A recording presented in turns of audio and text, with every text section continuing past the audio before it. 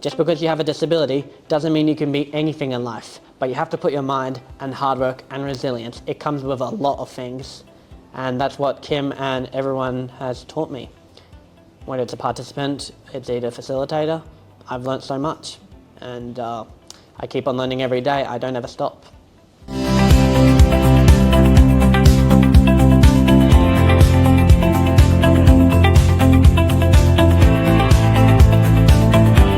Afternoon, everybody. My name's Mike Gibbons, and this is my son Will, who's at Co-Hive.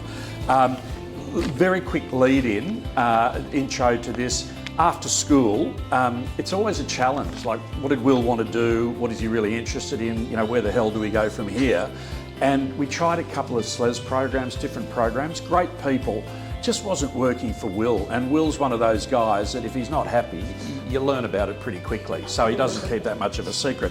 So we were looking around saying, where do we go next? And that's when my wife, I won't take credit for this, but ran into Kim, and then we talked to Kim about Co-Hive, and then Will kicked off, and it's been fabulous since then. So what we thought we'd do is I'm going to do like an interview thing with Will, because he's the one you want to hear from, not me, and we're going to talk about the different things that he's done and how great Co-Hive's been on his journey to date. So kicking off, Will, I'm told that you're establishing your own business. Can you tell us, first of all, the name of the business and what it does? Well, first, my name is Will, and you probably already know that already. And I'm trying to establish a business that helps people with disabilities how to play sport, something we like to call the Will way, disability sports. That's fantastic, mate.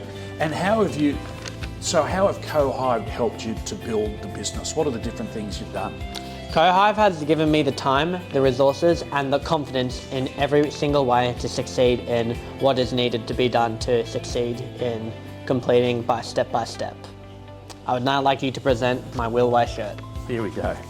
So this is some of the work that Will's been doing with Co-Hive here. This is Will's business, the Will Way. As you can, and there's Coach Roy at the back.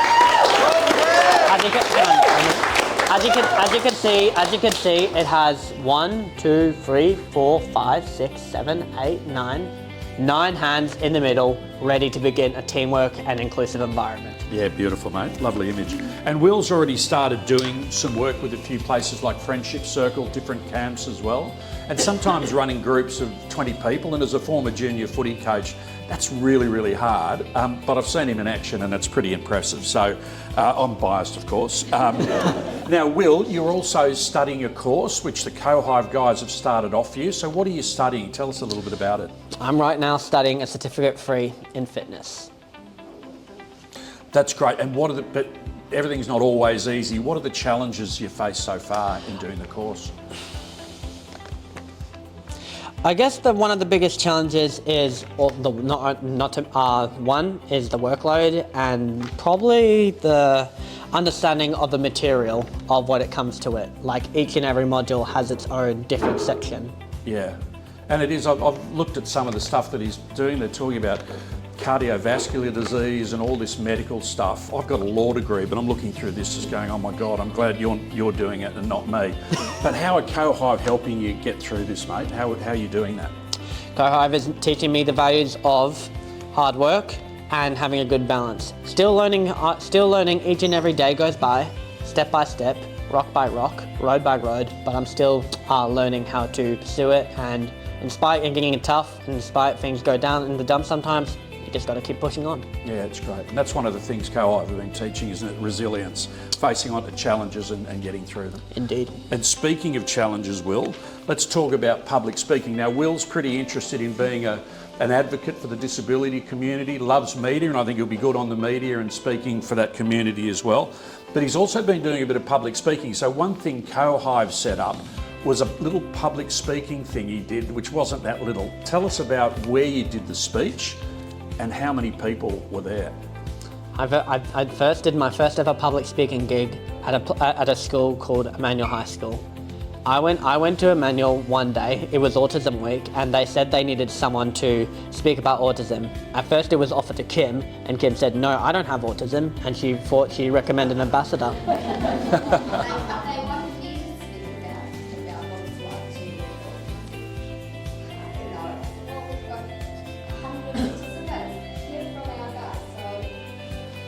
Brilliant. And how many people were in the audience? It was more than 500 people, and I was just going like, yeah. Well, tell us about that. Like, I remember I was sitting next to him, and I reckon I was more nervous than Will because, you know, he's your son and he's going up in front of these people. I could see he was nervous. You just don't know what's going to happen. How'd you get through that? How'd you deal with that? Well, honestly, I had to. It was just like I had to be myself, be confident. Another thing that Co-Hive's teach me, and it's okay to feel nervous because the truth is, the more you feel nervous, the more you just want to say, I'm going to do this. I'm going to do a great job. I'm going to show everyone up how I can do this. Yeah, that's a great message. And that was from Co-Hive, and also the practice with the Co-Hive guys. It's pretty important. Practice makes perfect. Yeah, absolutely, mate. Now, it's not all hard work and learning. There's a great social element to Co-Hive. Probably the big highlights, I think, are the 2 ski trips that you've been on. Tell us a little bit about those ski trips, mate. Over last year, I went on a ski trip. I went on my first ever little ski trip since I was like 12 years old. And I went on a ski trip and we all went to Perisher. At first, honestly, I thought as an athlete, I thought as a really sporty guy, looking myself at the gym, working out so much, I thought I was honestly going to ace it. But let's just say not everything glitters turns into gold. I kept on falling down, kept on crashing, and boy, it was honestly a big learning moment. I was frustrated, but I quickly learned that no matter how hard things get, you always just got to keep pushing in, keep getting yourself up and high, and never giving up. That's great, well said. And listen, for final comments, tell us how Co-Hive, what they've done for you in this journey in the last year or so, what they've actually done for you and your character, do you think? I think they've really turned me into something I've really always wanted to become. It's almost like you're watching one of those Marvel superheroes and you suddenly become one. I mean, it's that hard work and that stamina that you really push. I mean, just because you have a disability doesn't mean you can be anything in life, but you have to put your mind and hard work and resilience. It comes with a lot of things, and that's what Kim and everyone has taught me. When it's a participant, it's either a facilitator. I've learnt so much, and I keep on learning every day. I don't ever stop. The bigger, the better. What can go bigger? Good on you, mate. That's great. I must say to you all, I'm enormously proud of him, and thanks to Co-Hive for helping. Will's always had these abilities, and this is the thing, there are innate abilities, but sometimes you need that help to bring them out, and I think that's what Co-Hive's done. So well done, mate.